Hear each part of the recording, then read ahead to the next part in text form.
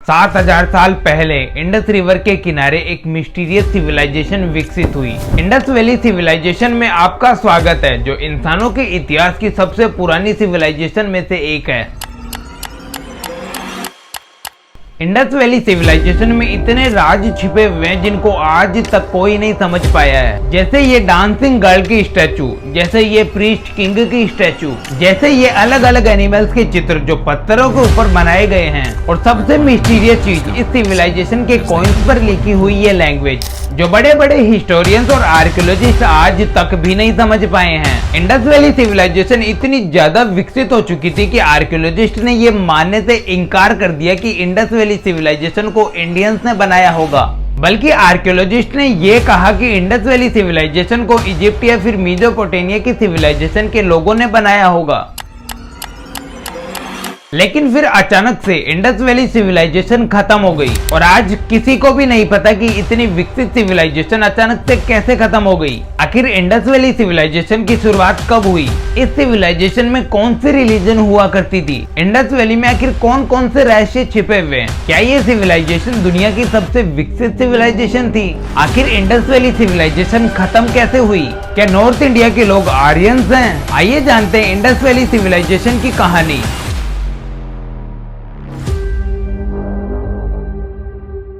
Indus Valley civilisation जो भारत की पहचान है, उसको सबसे पहले एक ब्रिटिशर्स ने देखा था, चार्ल्स मेसन, जिसने अपनी भारत की यात्रा के दौरान इंडस वैली सिविलाइजेशन को देखा था। फिर साल 1904 में जॉन मार्शल ने इंडस वैली सिविलाइजेशन का दौरा किया और उन्होंने ही सबसे पहले बताया था कि ये साइट किसी पुरानी सिविलाइजेशन को रिप्रेजेंट करती है। इंडस वैली सिविलाइजेशन का नाम इंडस रिवर की वजह से बना है और इंडस रिवर की वजह से ही ये पूरी इंडस वैली सिविलाइजेशन बनी थी। ये सिविलाइजेशन कई सिटीज से मिलकर बनी थी, जैसे मोहनजोदारो, कोट दीजी और चान्होदारो। स्पेशली मोहनजोदारो सिटी, जिसे वहाँ के लोग मृतकों का टीला भी कहते हैं, क्योंकि वहाँ कई कलाकृतियों के साथ में इंसानों और जानवरों की हड्डियां मिलती थी। पूरी Indus Valley civilisation 1 million square kilometre में फैली हुई थी, जो एरिया के हिसाब से इतिहास की सबसे बड़ी सिविलाइजेशन थी, जो भारत, पाकिस्तान और अफगानिस्तान तक फैली हुई थी। इंडस वैली के 2 शहर हड़प्पा और मोहनजोदारो की पॉपुलेशन 40 से 50 हजार तक थी। बहुत कम लग रही है ना? लेकिन आपको जानकर हैरानी होगी कि पूरी इंडस वैली सिविलाइजेशन की पॉपुलेशन करीब 50 लाख थी। इतनी पॉपुलेशन वाला इंडस वैली सिविलाइजेशन इतना ज्यादा विकसित था कि जब इसकी खोज हुई तो अंग्रेजों ने अपनी रेसिज्म आइडियोलॉजी के चलते इंडस वैली सिविलाइजेशन का क्रेडिट इंडियंस को देने से ही मना कर दिया। बल्कि आर्कियोलॉजिस्ट ने कहा कि इंडस वैली सिविलाइजेशन मेसोपोटामिया की एक कॉलोनी थी या फिर इजिप्ट सिविलाइजेशन की एक चौकी थी। लेकिन ये झूठ था और झूठ ज्यादा लंबे समय तक नहीं टिकता। तो जब और भी ज्यादा रिसर्च हुई तो पता चला कि इंडस वैली इजिप्ट या मेसोपोटामिया के आर्किटेक्चर जैसी नहीं है। इंडस वैली में मंदिरों, महलों और मोन्यूमेंटल स्ट्रक्चर का कोई भी सबूत नहीं था। राजाओं, रानियों या फिर शाही मूर्तियों का भी कोई नामो निशान नहीं था। इसके बजाय इंडस वैली का शहर तो मिट्टी और ईंटों के बने हुए छोटे छोटे घरों में फैला हुआ था। वहाँ एक गढ़ था, दीवारें थी, रोड ग्रिड पैटर्न के अंदर बनी हुई थी, जो सीधा किसी high level urban plant city को दर्शाता था। इसीलिए जब भी इंडस वैली या फिर मेसोपोटामिया को कंपेयर करते हैं तो फिर पता चलता है कि इंडस वैली सिविलाइजेशन के लोग किसी हाईली एडवांस कल्चर के साथ काम कर रहे थे, जिनके घरों में फ्लश वाले वॉशरूम थे, एक सीवर सिस्टम था और सड़कों के दोनों ओर नालियां बनी हुई थी, जो रोमन्स की तुलना में ज्यादा एडवांस थे। फारसीज की तरह इंडस वैली के घरों के छतों पर ऐसा डिवाइस लगा रहता था जिससे घर के अंदर हवा आती थी। इंडिया में तो आज भी बहुत सारे लोगों के घर में कोई बाथरूम नहीं होते, लेकिन इंडस वैली सिविलाइजेशन में आज के हजारों सालों पहले भी घरों के अंदर बाथरूम हुआ करते थे। ऐसा माना जाता है कि मोहनजोदारो में ये बाथरूम यानी स्नान घर का उपयोग धार्मिक रूप से शुद्धिकरण के लिए किया जाता होगा या फिर एंजॉयमेंट के लिए पब्लिक पूल की तरह यूज किया जाता होगा। अब पूल तो क्या ही होगा, उस टाइम पर कौन पूल के अंदर नहाएगा जब इतनी साफ नदियां हुआ करती थी। मिट्टी के बर्तन बनाना, कीमती पत्थर, रत्न और ईंटें बनाना, ये सभी कलाएं उस टाइम पर इंडस वैली सिविलाइजेशन के लोग किया करते थे। इन सब चीजों का जब 1944 की खुदाई के अंदर पता चला तो ब्रिटिशर्स, जिनके मन में पहले ही भारतीयों के लिए रेसिज्म आइडियोलॉजी कूट कूट कर भरी थी, उन ब्रिटिशर्स के लिए ये स्वीकारना काफी मुश्किल था कि काले स्किन के लोग इतने विकसित शहर कैसे बना सकते हैं। अब इंडस वैली सिविलाइजेशन के बारे में जो सबसे ज्यादा सोचने वाली बात है कि आखिर पूरी बड़ी सिविलाइजेशन को कंट्रोल या फिर रूल कौन करता होगा, क्योंकि यहाँ सभी लोग कारीगर, किसान और व्यापारी थे। यहाँ न तो कोई आर्मी का एविडेंस था और ना कोई महलों का और ना किसी मंदिर का। कई लोग अनुमान लगाते हैं कि प्रत्येक सिटी का अपना अपना गवर्नर रहा होगा, लेकिन ये भी अनुमान लगाया जाता है कि सभी शहरों की यूनिफॉर्मिटी के लिए जरूर कोई ना कोई सेंट्रलाइज गवर्नमेंट रही होगी। अब वैसे तो इंडस वैली के कोई पॉलिटिकल सिस्टम का सबूत नहीं है, लेकिन एक सबूत ऐसा है जो इशारा करता है कि इंडस वैली पर किसी न किसी शाही वर्ग का कंट्रोल रहा होगा। आर्कियोलॉजिस्ट को 1925 में मोहनजोदारो की खुदाई के दौरान एक पुजारी या प्रीस्ट किंग के नाम की एक स्टैचू मिली जो उस शहर के रूलिंग क्लास मेंबर को रिप्रेजेंट कर सकती है। फिर आती है इंडस वैली सिविलाइजेशन की अब तक की सबसे बड़ी मिस्ट्री जो अभी तक कोई भी नहीं सुलझा पाया है, यहाँ की लैंग्वेज। इंडस वैली के राइटिंग सिस्टम के बारे में तब पता चला जब आर्कियोलॉजिस्ट कनिंगम को हड़प्पा की साइट से कई मोहरे और चौकोर कॉइन मिले जिन पर बैल, हाथी, यहाँ तक कि काल्पनिक जानवरों की फोटो बनी हुई थी और हर फोटो के साथ में एक रहस्यमयी लैंग्वेज लिखी हुई थी जो सर्कल्स, क्रॉस और लाइंस और पहियों के द्वारा बनी हुई थी।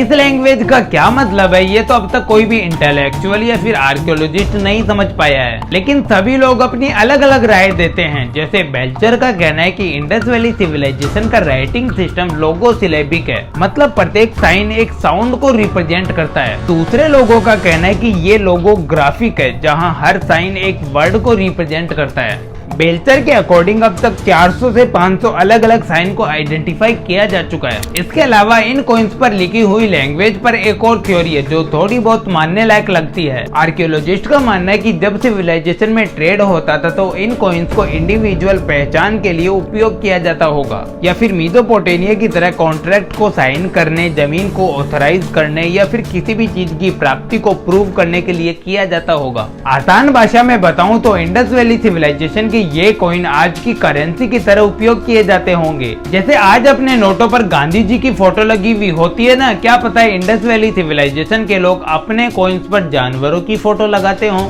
लेकिन इन कॉइन्स के अंदर एक बात काफी अजीब है कि इंडस वैली सिविलाइजेशन में टोटल जितने भी कॉइन हुआ करते थे उनमें से 60% कॉइन्स पर यूनिकॉर्न की फोटो बनी हुई है। हड़प्पा की साइट पर पाए जाने वाले 1755 कॉइन्स में से 1156 कॉइन्स पर यूनिकॉर्न की फोटो बनी हुई है। या फिर ऐसा भी माना जाता है कि इंडस वैली के लोग मातृ देवी देवताओं की पूजा करते होंगे जिसे ये एक सींग वाले जानवर के रूप में दर्शाया गया है। हालांकि इंडस वैली सिविलाइजेशन के लोग कौन सी रिलीजन को फॉलो किया करते थे इस पर कोई भी जानकारी अवेलेबल नहीं है। तो आर्कियोलॉजिस्ट के द्वारा जो भी ये सब बताया जा रहा है ये सब कुछ काल्पनिक है। अब आती है इंडस वैली सिविलाइजेशन की थर्ड मिस्ट्री, डांसिंग गर्ल, जो पूरी सिविलाइजेशन के अंदर सबसे ज्यादा फेमस है। 1926 में मोहनजोदारो की खुदाई के अंदर एक लड़की की स्टैचू मिली जिसे डांसिंग गर्ल नाम दिया गया। ये स्टैचू एक लड़की की है जिसका दाहिना हाथ कमर पर है और बाइना हाथ घुटनों पर है, जैसे कि वो अपने प्रेमी के क्लेम्स की वैल्यू निकाल रही हो।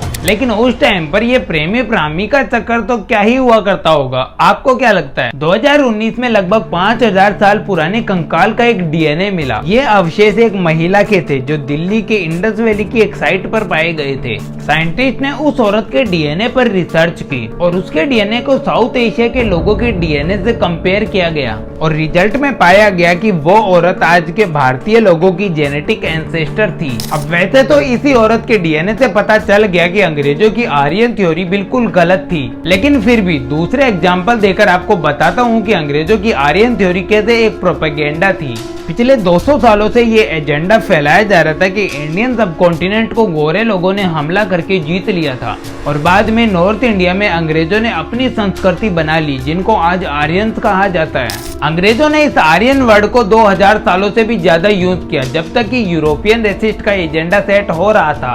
लेकिन ये आर्यन थ्योरी बिल्कुल झूठ है क्योंकि अंग्रेजों ने इसे भारत में सिर्फ डिवाइड एंड रूल के लिए बनाया था। 1960 में एक अमेरिकी आर्कियोलॉजिस्ट जॉर्ज एफ डेल्स ने एक दूसरे रिसर्चर व्हीलर की एक्सप्लेनेशन को दोबारा देखा और इंडस वैली साइट का दोबारा दौरा किया जहां उसे आर्यन थ्योरी का कोई भी प्रूफ नहीं मिला। आर्यन थ्योरी को प्रूव करने के लिए व्हीलर ने जिन भी कंकालों के बारे में बताया था कि उनकी युद्ध के अंदर मौत हुई है, लेकिन इंडस वैली की साइट पर ऐसा कोई भी साइन नहीं दिखा और न ही इंडस वैली के शहरों में युद्ध से जुड़ा कोई डैमेज दिखा।